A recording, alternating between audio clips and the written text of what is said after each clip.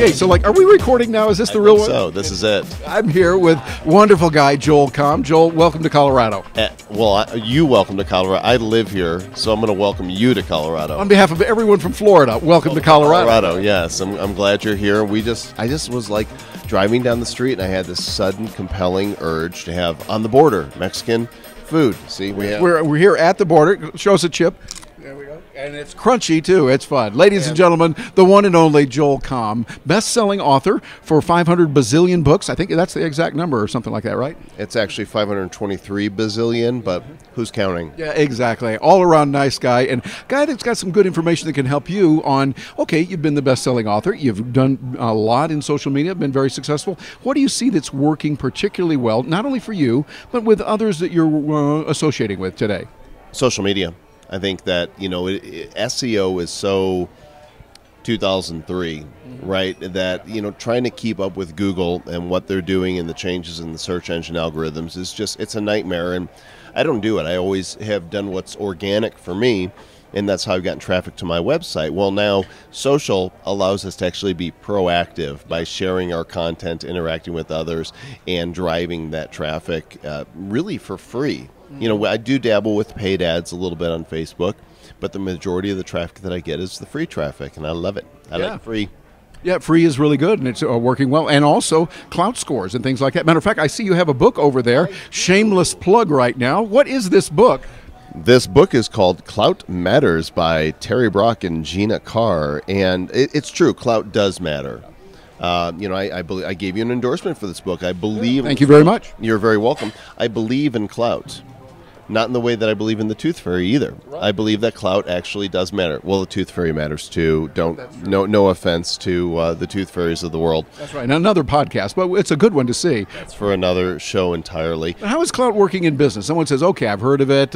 Where does it really matter, and how do you make it work best? Well, here's how I look at it. Clout initially said, we matter because we say we matter.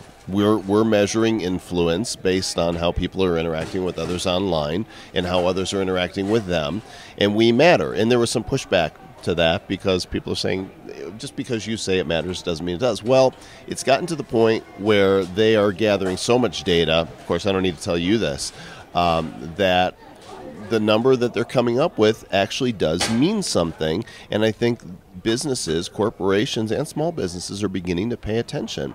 They don't want to just do scattershot approaches to marketing and advertising anymore. They want to find the people who are most influential.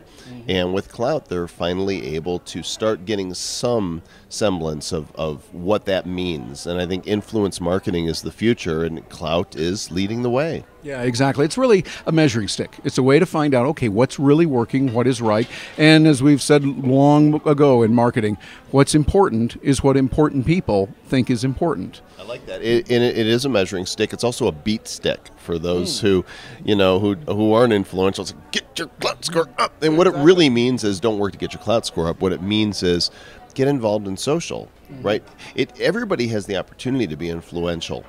It's whether or not they're engaging with others and sharing their expertise and their knowledge and their passion with the world. So if you do that, and if you're using Twitter and Facebook and Google Plus and LinkedIn, and you are putting forth value, you're going to influence people, and as a result, your clout score is going to increase organically. Exactly. Sounds like you've been reading our book.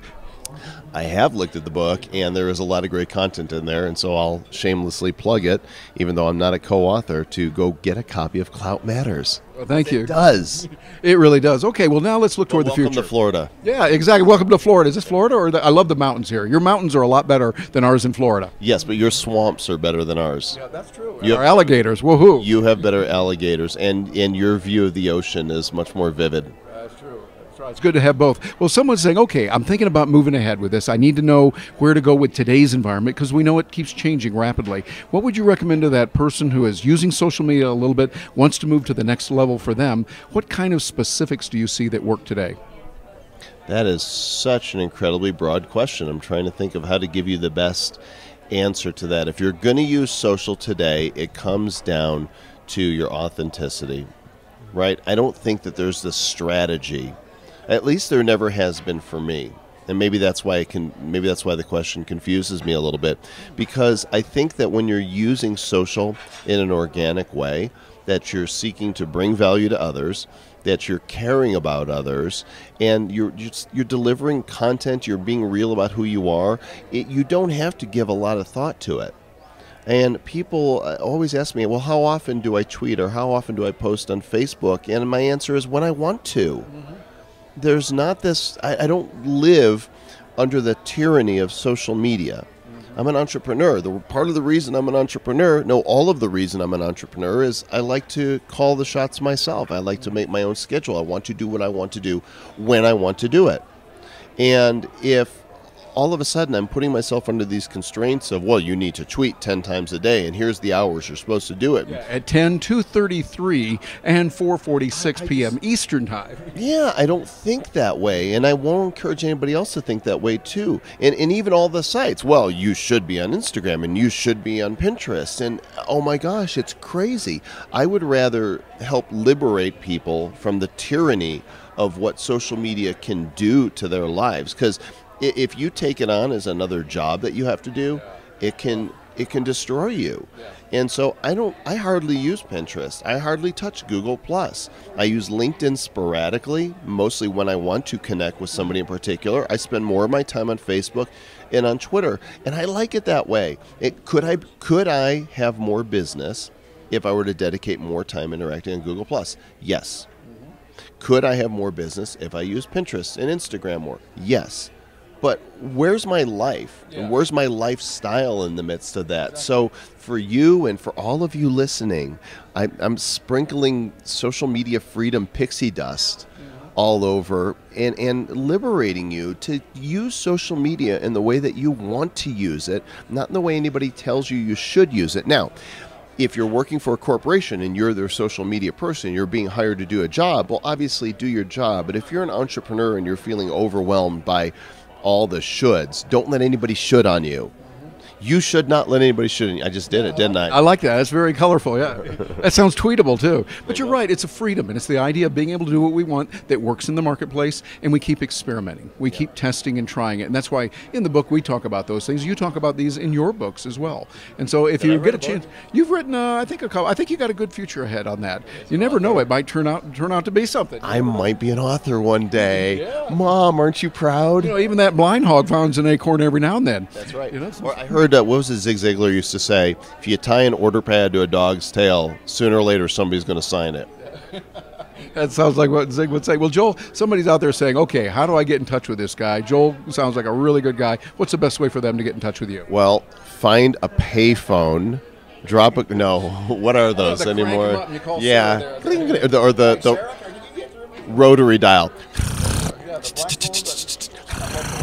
Did you get Twitter on those? That's funny. The tweet, there's a hashtag right at the end. Hashtag old fashioned. I'm everywhere. I'm the only Joel Comm in the world that I'm aware of. So joelcomm.com. Please spell that for those that will be listening on audio. JOELCOMM. And yes, Comm is my real name. It's not a stage name. So if you Google me or Bing me, that first page will have my blog, my Twitter account, my LinkedIn, my Wikipedia page, Facebook, YouTube, everywhere that I am. So I'm like, it will be impossible for me if I ever wanted to go in hiding to disappear. Stay legal, you don't want to try to do that thing. Yeah. Well, if you're watching this and you're thinking, hey, this guy's got some good ideas, you're right. You want to get to know him, get to know his stuff, spend some time with it, part with some coins to go over into your favorite online bookstore and get some of his books. You will be better off when you do that, because Joel has some good things. And I got to say also, Joel, we're seeing you here just in person. He's a best-selling author, New York Times, big hot shot in social media, really good, and the guy's genuine. He's real. When the camera's rolling, he's wonderful. When the camera is not rolling and it's just a serious discussion of what do you think of this, Joel's a great guy. Get to know him. Joel, thank you very much for being with us today. Here's $5. Thanks, Terry. Appreciate it. Great to see you. You too.